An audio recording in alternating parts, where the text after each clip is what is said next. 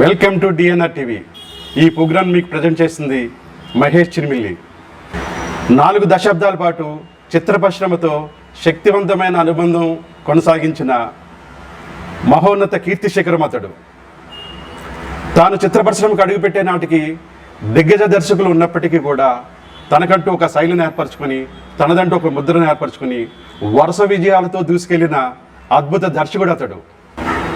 రాజకీయ సామాజిక చైతన్యం, స్త్రీ ప్రధాన కథాంశాలు, ఎన్నో కుటుంబ కథా చిత్రాలు నిర్మించిన మంచి నిర్మాత అతడు. తన అభినయంతో నవరసాలు పలికిస్తూ ప్రేక్షక దేవులతో షహబాస్ అనిపించుకున్న మంచి నటుడు అతడు. ఒక రచయితగా, ఒక పాత్రికేయుడిగా, ఒక పత్రికా అధిపతిగా, ఒక రాజకీయవేత్తగా, ఒక మంత్రిగా, ఒక్కటేమిటి బహుముఖ ప్రజ్ఞాశాలి అనే పదానికి నిలువెత్తు రూపం అతడు. తన శిష్యులతోనే కాక యావత్ చిత్ర పరిశ్రమ ఆయన్ని ఎంతో అభిమానంగా పిలుచుకునే పిలుపు గురువుగారు. చిత్ర పరిశ్రమలో ఏ కష్టం వచ్చినా, ఏ సమస్యలు వచ్చినా శాశ్వత పరిష్కారం చూపే ట్రబుల్ షూటర్ అతడు. ఆయన ఎవరో ఇప్పటికే మీకు అర్థమై ఉంటుంది. ఆయనే 151 చిత్రాల మేటి శిఖరాగ్ర దర్శకుడు, శ్రీ దర్శకరత్న కీర్తిశేషులు శ్రీ దాసరి నారాయణరావు గారు. ఆయన గురించి,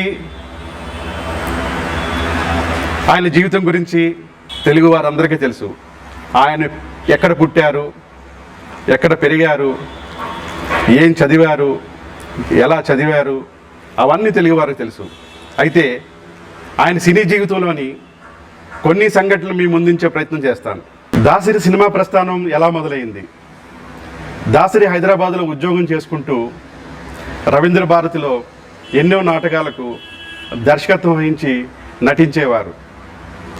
ఒకరోజు ఆయన నటనా ప్రతిభను చూసి నిర్మాత వైవి కృష్ణయ్య గారు సినిమా వేషం ఇస్తాను, మద్రాసు రమ్మని ఆయనకి ఆఫర్ ఇవ్వటం జరిగింది. మొదట్లో దాసరి ఆ ఆఫర్ని తిరస్కరించారు. కానీ ఆయన స్నేహితులు ఇచ్చిన ప్రోద్బలంతో మద్రాసు వెళ్ళడానికి నిర్ణయించుకున్నారు.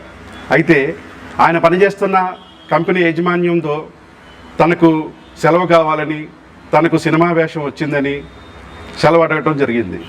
అయితే ఆ యజమాన్యం దాసరిని, నువ్వు సినిమా వేషాలు వేస్తావా, నీ ముఖం ఎప్పుడైనా అద్దంలో చూసుకున్నావా అని గేలి చేశారు.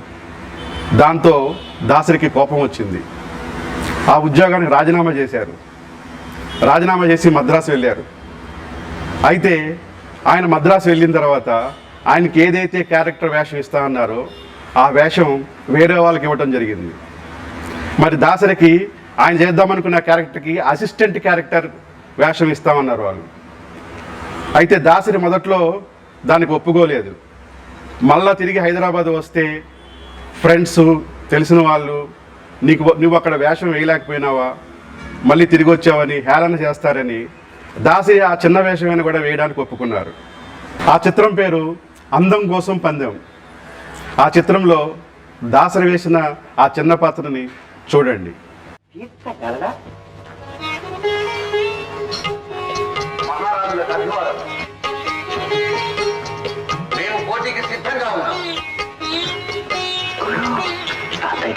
మన ఇంటికి ఏపించిన యువకుడు. అవును గురు, మా తమ్ముడు. అంత కూడానా?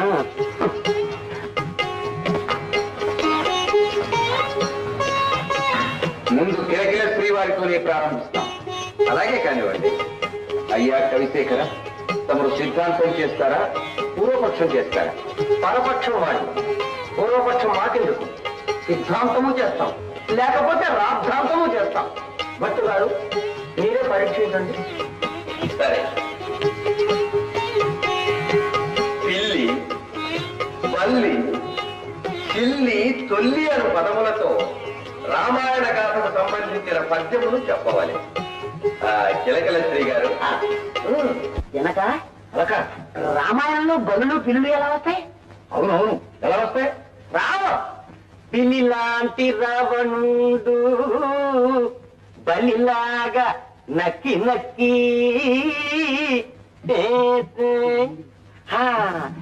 సీతను గని సంతసిల్లి అపహరించనయ్యో తొలి.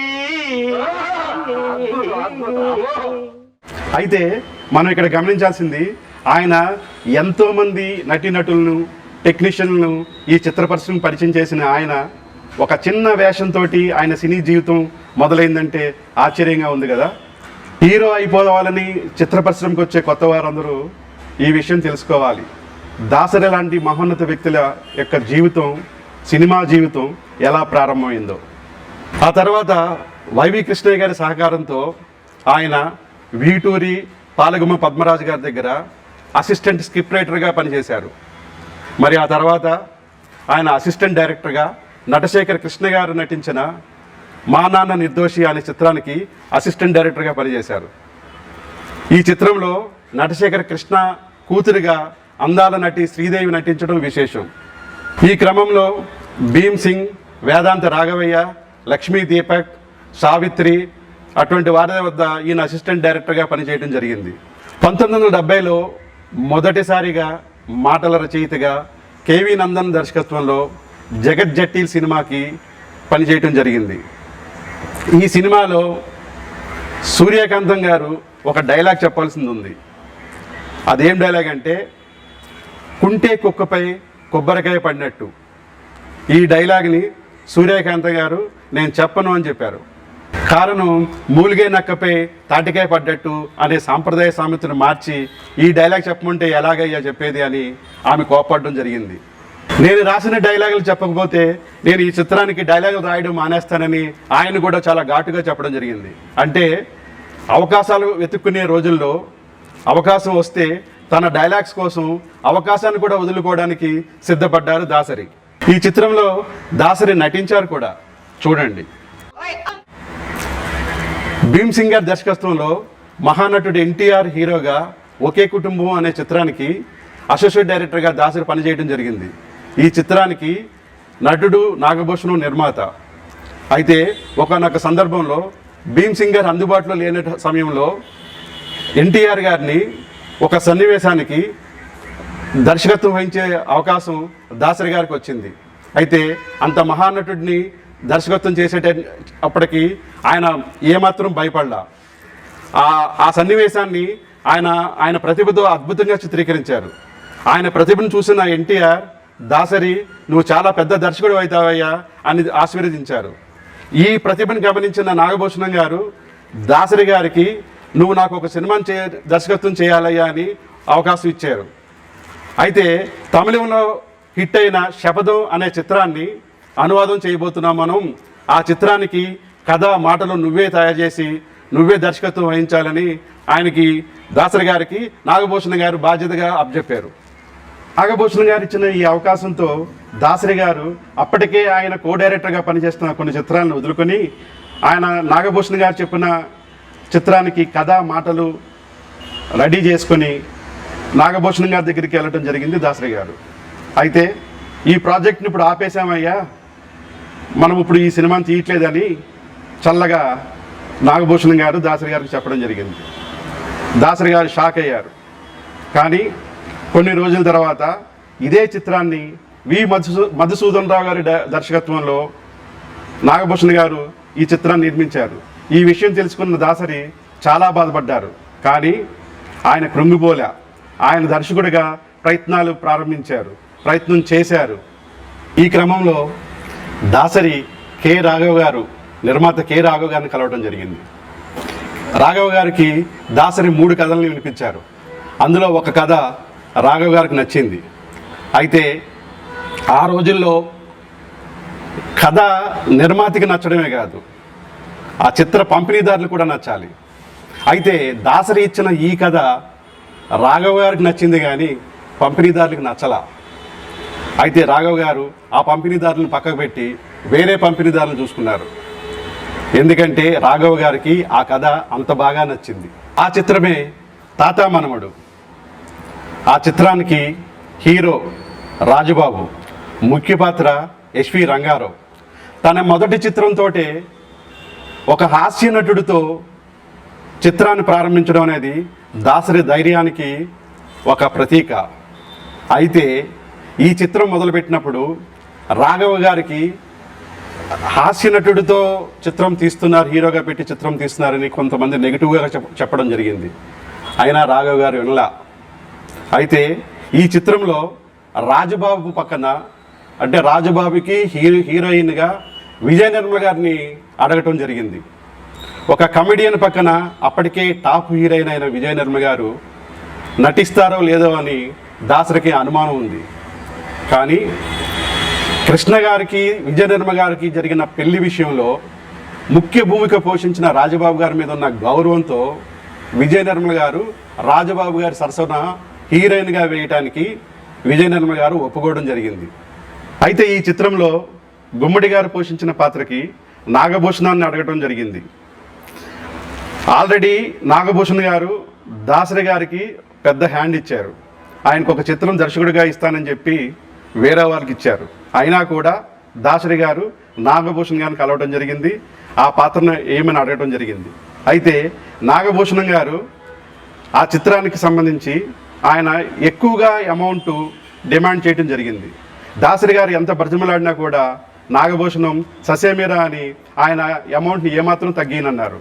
దాంతో దాసరికి కోపం వచ్చింది. ఆ రోజే ఆయన ఒక శబ్దం పెట్టారు, ఏంటంటే ఏ చిత్రాల్లో కూడా నాగభూషణం గారు నటించరు అని డిసైడ్ అయ్యారు.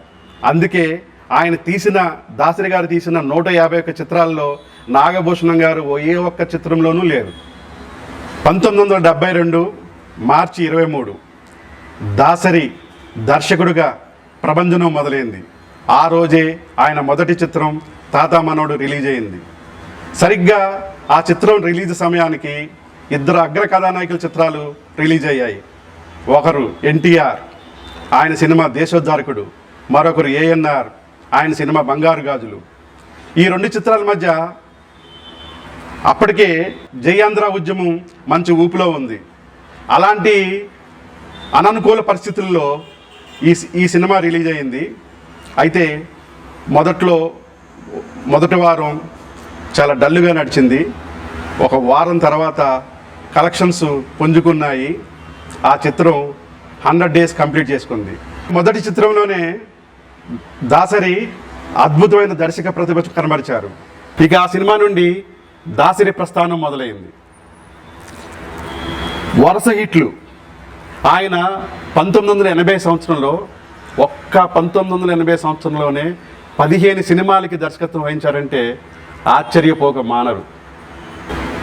తన నిర్మాతగా తన సొంత సినిమాలు నిర్మిస్తూ తన శిష్యులకు దర్శకత్వ బాధ్యతలు అప్పచెప్తూ వారు పైకి రావడానికి ముఖ్య భూమిక పోషించేవారు. ప్రయాణంలో ఎన్నో విజయాలు, ఎన్నో ఘనతలు, ఎన్నో రికార్డులు, మరెన్నో అవార్డులు. ఆయన 252 చిత్రాలకు మాటలు రాశారు. ఆయన తీసిన 151 చిత్రాల్లో 23 చిత్రాలు మాత్రమే పరాజయం పాలు కావటం మనం గమనించాలి. పరిశ్రమలో నటీనటులకు, సాంకేతిక నిపుణులకు, కార్మికులకు ఏ కష్టం వచ్చినా, ఏ సమస్య వచ్చినా పెద్ద దిక్కుగా ఉండి ఆ సమస్యలను పరిష్కరించడానికి ఆయన చాలా కృషి చేసేవారు. చిత్ర పరిశ్రమ ఐక్యంగా ఉండాలని ఆయన ఎప్పుడూ కోరుకునేవారు. ఒకానొక సందర్భంలో చిత్ర పరిశ్రమ ఐక్యతగా ఉండాలని, తాను చనిపోయినా కూడా చిత్ర పరిశ్రమ ఐక్యతతోనే ఉండాలని దాసరి భావించేవారు. ముఖ్యంగా ఇండస్ట్రీ ఎప్పుడు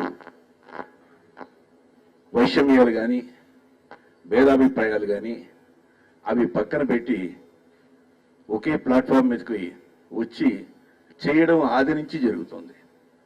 సినిమా ఇండస్ట్రీ మొట్టమొదటిసారిగా రాయలసీమ కరువు మీద స్పందించిన నాటి నుంచి నేటి మేము సైతం వరకు ఇండస్ట్రీ అంతా ఎప్పుడు ప్రజలకు సంబంధించిన కార్యక్రమాల్లో ఒకే తాటి మీద నిలబడింది. ఒకే తాటి మీద మేము పోయిన తర్వాత కూడా నిలబడుతుంది. చిత్రాలు బతకాలని, చిన్న నిర్మాతలు నష్టపోకూడదని దాసరి నిరంతరం పోరాటం చేసేవారు. చిన్న చిత్రాలకు థియేటర్స్ దొరకట్లేదని, ఆ 4 చేతుల్లో థియేటర్స్ ఉన్నాయని పత్రికాముఖంగానే ఆయన ప్రకటన చేయడం జరిగింది. ఆయన దర్శకుడిగా సినిమా అనే షిప్కి కెప్టెన్లా వ్యవహరించేవారు. అప్పట్లో ఒక హీరో సినిమా రిలీజ్ అయితే ఆ హీరో ఎవరో చూసి జనాలు సినిమా చూడడానికి వచ్చేవారు. కానీ దాసరి ఆ సాంప్రదాయాన్ని మార్చారు. దర్శకుడు ఎవరు ఆ సినిమాకని చూసి జనం సినిమా చూడడానికి వచ్చే సాంప్రదాయాన్ని తీసుకొచ్చారు ఆయన. అగ్ర హీరోలకి అభిమాన సంఘాలు ఉన్నట్లు దాసరికి దాదాపు 18,000 అభిమాన సంఘాలు ఉన్నాయంటే ఆశ్చర్యమే కదా. ఆయన ఎప్పుడు హీరోలు నమ్ముకోలే, కథలు నమ్ముకునే సినిమాలు తీసేవారు. కాకతాళీయము దేవుని విధిరాతో ఆయన తీసిన మొదటి చిత్రం తాత మనవడు. ఆ చిత్రం ఒక తాతకి ఒక మనవడికి మధ్య జరిగే కథాంశం. దాసరి తీసిన 151 చిత్రం ఎర్రబస్సు. ఆ చిత్రం కూడా ఒక తాతకి ఒక మనవడికి మధ్య జరిగే కథాంశం. ఆశ్చర్యంగా ఉంది కదూ. కానీ మొదటి చిత్రం ఘన విజయం సాధించింది, ఆఖరి చిత్రం పరాజయం పాలైంది. కాలం చిన్న చూపు చూసింది. దాసరిని దేవుడు దగ్గరకు తీసుకున్నాడు. 2017 మే 30 ఆయన స్వర్గస్థులయ్యారు. చిత్ర పరిశ్రమ ఓ పెద్ద దిక్కును కోల్పోయింది. ఆగదు ఏ నిమిషం నీ కోసం, ఆగితే సాగదు ఈ లోకం. అంతా కలగా జరిగిపోయింది. ఆయన లేరనే నిజం నమ్మశక్యం కానట్టుగా అయిపోయింది. మరి ఆయన అంతర్ధానం నమ్మాల్సిన నిజమే. శతాధిక చిత్రాల ఓ కీర్తి శిఖరమా, సినీ బలహీన వర్గాల ఓ ఆశాకిరణమా, సినీ కళారంగాల ఓ ప్రతిభాకిరణమా, ఓ మేధావి నీవు మళ్ళీ పుట్టాలి, ఈ తెలుగు సినిమా రంగానికి మళ్ళీ రావాలి, మీరు వస్తారన్న ఆశతో డిఎన్ఆర్ టీవీ. డియర్ వ్యూవర్స్, ఈ ప్రోగ్రాం మీకు నచ్చితే లైక్ చేయండి, షేర్ చేయండి, సబ్స్క్రైబ్ చేయడం మర్చిపోకండి.